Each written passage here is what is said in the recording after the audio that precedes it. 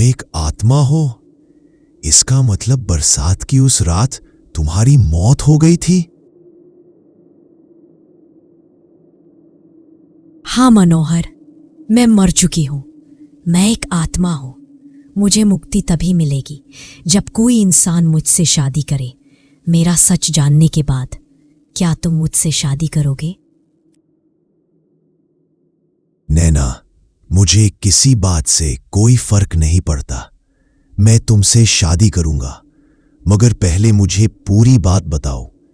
आखिर तुम्हारे साथ क्या हुआ? तुम्हारी मौत कैसे हुई? मनोहर, मेरी ये कहानी 1975 की है। आज से लगभग 7 साल पहले की बात है।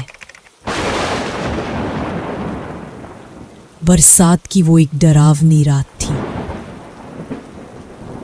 तिकोरा गांव में तेज बारिश हो रही थी। ठंडी तूफानी हवा के कारण पूरा गांव ठंड की चपेट में था। बिजली की तेज गड़गड़ाहट आसमान को चीर रही थी। तिकोरा स्टेशन बरसात में पूरी तरह भीग चुका था। मैं रोज की तरह स्टेशन पर किशन लाल का इंतजार कर रही थी। रात की आखिरी ट्रेन भी जा चुकी थी। स्टेशन पर मेरे अलावा और कोई नजर नहीं आ रहा था। तेज ठंडी हवा के कारण लालटेन की लौ भी धीमी पड़ती जा रही थी, लेकिन फिर भी मैं वहां किशन लाल का इंतजार कर रही थी। तभी अचानक बारिश की आवाज जैसे धीमी पड़ गई। मेरे चारों ओर सफेद धुंध छा गई। पहले लगा कि कोहरा है, मगर यह धुंध गहरी होती चली गई। मुझे मेरे सामने की बेंच भी दिखाई नहीं दे रही थी। उस सन्नाटे में मुझे लगा कोई मेरे एकदम पास खड़ा है। एक बर्फ जैसी ठंडी सांस मेरे कान से टकराई। अचानक किसी ने मेरा कंधा पकड़ लिया। मेरा शरीर बर्फ की तरह जम गया और मैं वहीं बेहोश हो गई।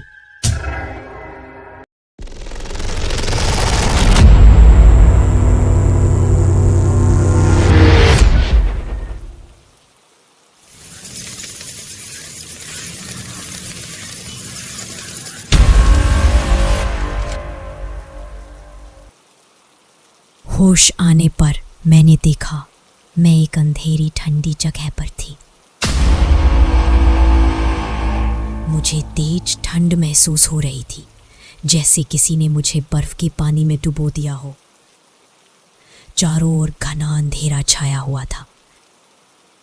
बाहर दूर कहीं से बारिश की आवाज सुनाई दे रही थी।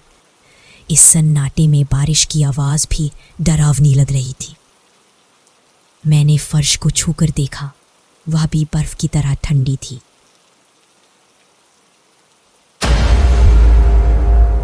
मैं एक अंधेरी काली गुफा में थी, जहां गीली मिट्टी, राख और कुछ सड़ने की बदबू आ रही थी।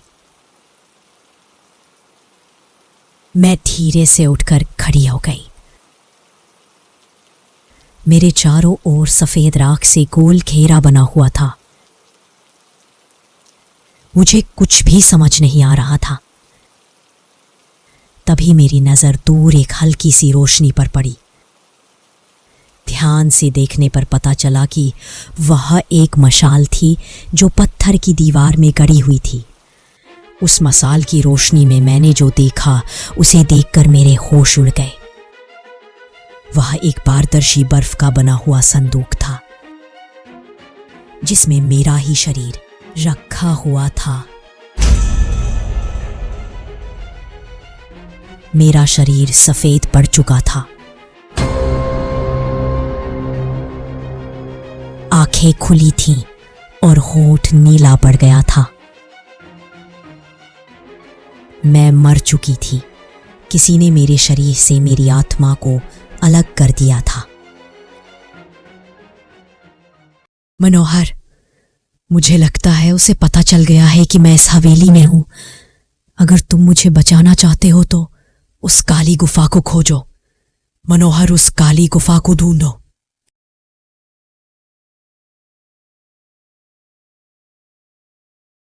नैना के गायब होते ही हवेली फिर से वीरान हो गई। ऐसा लग रहा था जैसे बरसों से वहां कोई नहीं रहता हो। मेरा दिल जोरों से धड़क रहा था। मैं धीरे धीरे हवेली से बाहर निकल आया। तेज बारिश में उस अंधेरी रात में मैं अकेले हवेली के बाहर खड़ा भीग रहा था। मेरे मन में हजारों सवाल उठ रहे थे कि आखिर नैना को किसने मारा और वह किससे डरकर हवेली से गायब हो गई। मैं ये सब सोच ही रहा था, तभी कौन हो तुम? यहाँ क्यों आए हो? अगर अपनी जान प्यारी है तो यहाँ से लौट जाओ। हवेली का रास्ता मौत का रास्ता है। यहाँ दिखने वाली हर चीज झूठी है। जाओ, लौट जाओ, यहाँ से चले जाओ। उस बूढ़ी औरत को मैंने पहले कभी हवेली के पास नहीं देखा था। उसकी बात सुनकर मैं सोच में पड़ गया, लेकिन फिर मैंने फैसला किया कि कुछ भी हो जाए मैं नैना को मुक्ति दिलाकर रहूंगा। यह गांव मेरे लिए अनजान था। सिर्फ बिरजू ही था जिसे मैं जानता था। इसीलिए मैं बिरजू की मदद लेने उसके घर जाने के लिए निकल पड़ा।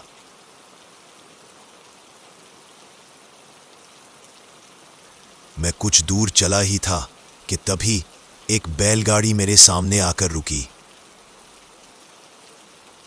चलो साहब, आपको बिरजू के घर छोड़ देता हूँ। इतनी बारिश में अकेले कहाँ जाओगे? बारिश बहुत तेज हो रही थी। मैं भी बिना कुछ सोचे समझे बैलगाड़ी में बैठ गया। कच्चे रास्तों से होकर बैलगाड़ी टिकोरा गांव के अंदर की ओर जाने लगी।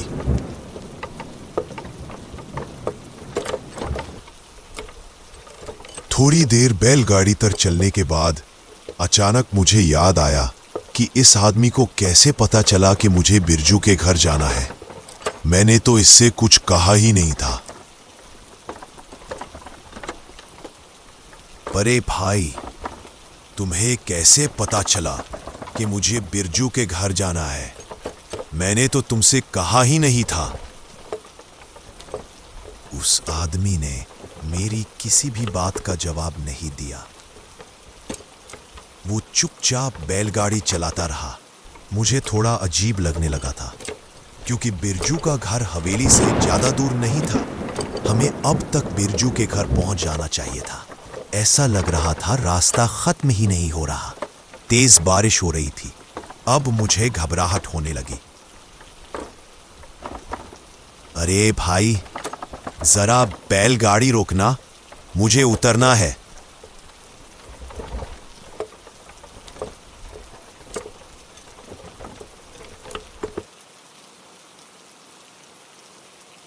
बैलगाड़ी से उतरकर मैं सीधा सामने की ओर चला गया ताकि मैं उस आदमी को देख सकूं।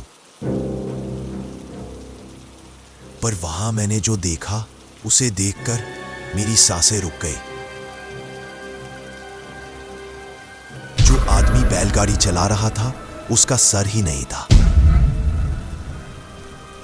क्या बात है साहब, ऐसे क्या देख रहे हैं?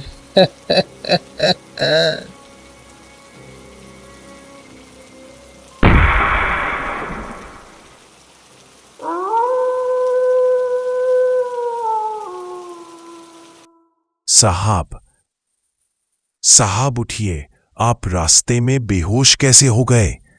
साहब, आप ठीक तो है? उठिए। दूर हटो। कौन हो तुम? मुझे कहां लेकर आ गए हो? दूर हटो, जाने दो मुझे। अरे साहब, मैं निर्मला, ये मेरे पति बिरजू है। क्या हो गया है आपको? कैसी बातें कर रहे हैं आप? स्टेशन से लौटते वक्त इन्होंने देखा कि आप गांव के रास्ते पर बेहोश पड़े हैं, तो आपको उठाकर घर ले आए। क्या हो गया है साहब? होश आने पर मैंने देखा मैं बिरजू के घर पर था। कमरे के बीचों बीच आग जल रही थी। मैं आग के पास चटाई पर बैठा था। पास ही बिरजू और निर्मला भी बैठे थे। बिजली नहीं थी। कमरे में कोने में लालटेन जल रही थी। बाहर बारिश तेज हो रही थी। चारों ओर गहरा सन्नाटा था। बिरजू और निर्मला दोनों डरे हुए थे और मुझे ही देख रहे थे। मैंने उन दोनों को पूरी बात बताई। बिरजू, मैं नैना को मुक्ति दिलाना चाहता हूं। हो सकता है तुम दोनों को यह बात सुनने में अजीब लगे, पर मैं नैना से प्यार करने लगा हूं। मैं उस काली गुफा को ढूंढना चाहता हूं। बिरजू, ये गांव मेरे लिए अनजान है। मैं सिर्फ तुम दोनों को जानता हूं और भरोसा भी करता हूं। क्या तुम मेरी मदद करोगे बिरजू? साहब, मुझे लगता है उस रानी की कोठी की आत्मा ने आप पर कोई जादू कर दिया है। भला एक आत्मा से कैसे शादी की जा सकती है? और काली गुफा? मैंने ऐसी किसी जगह के बारे में नहीं सुना है। मैं टिकोरा में ही पैदा हुआ हूं। मैं इस गांव की चप्पे चप्पे को जानता हूं। काली गुफा जैसी कोई जगह नहीं है साहब। देखो बिरजू, मैं जानता हूं मैं जो कह रहा हूं उस बात पर यकीन करना मुश्किल है, लेकिन मुझे पूरा यकीन है कि नैना सच कह रही थी। उसके साथ कुछ बुरा हुआ है। हो सकता है उसकी मुक्ति के बाद टिकोरा गांव में भी सब कुछ ठीक हो जाए। बस तुम मेरी मदद करो बिरजू, काली गुफा को ढूंढने में। साहब, आप समझ क्यों नहीं रहे हो? रानी की कोठी मायावी है। कोठी की आत्मा के कारण ऐसी बरसात की रातों में अक्सर लोग मारे जाते हैं। अरे निर्मला, तुम चुप क्यों बैठी हो? साहब को कुछ समझाती क्यों नहीं? मुझे लगता है हमें साहब की मदद करनी चाहिए, क्योंकि साहब जिस काली गुफा के बारे में बात कर रहे हैं, मैंने भी उस बारे में सुना है। साहब, अभी आपने बताया कि हवेली के बाहर आपको एक बूढ़ी औरत मिली थी। साहब, वो जमुना काकी है। बरसों से हवेली में काम करती है। नैना के गायब होने के बाद उन्होंने हवेली छोड़ दी, लेकिन कभी कभी वह हवेली में आया जाया करती है। हवेली का ऐसा कोई राज नहीं जो जमुना काकी से छुपा हो। मुझे लगता है हमें जमुना काकी के घर जाकर उनसे ही काली गुफा के बारे में पूछना चाहिए। हम लोग जमुना काकी के घर जाने के बारे में सोच ही रहे थे कि तभी दरवाजे पर दस्तक हुई।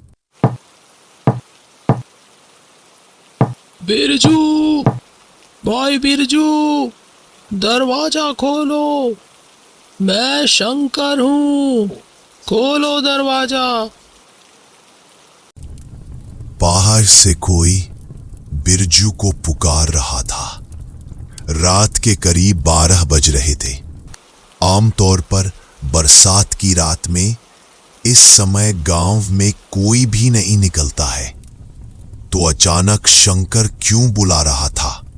बिरजू भी थोड़ा डरा हुआ था, लेकिन उसने हिम्मत करके दरवाजा खोला। बाहर गांव के ही 2 लोग, शंकर और लालू, खड़े थे। दोनों आदमी बाहर ही खड़े होकर बिरजू से कुछ बात करने लगे। उनकी बात सुनकर बिरजू का चेहरा सफेद पड़ गया। उसके चेहरे पर डर का भाव साफ दिखाई दे रहा था। बिना कुछ बोले बिरजू बस उनकी बात सुनता रहा। उन उनके जाने के बाद बिरजू कुछ देर दरवाजे के पास खड़ा रहा। बाहर बारिश कुछ धीमी पड़ गई थी। बिरजू दरवाजा बंद करके अंदर आया। वो सदमे में लग रहा था। क्या कह रहा था शंकर? इतनी रात को क्यों आया था? आप कुछ बोल क्यों नहीं रहे? क्या बात है? आप इतना डरे हुए क्यों लग रहे हैं? निर्मला, शंकर ने बताया कि कुछ देर पहले अचानक ही जमुना काकी की मौत हो गई। वो हमें उनके अंतिम संस्कार में जाने के लिए बुलाने आया था।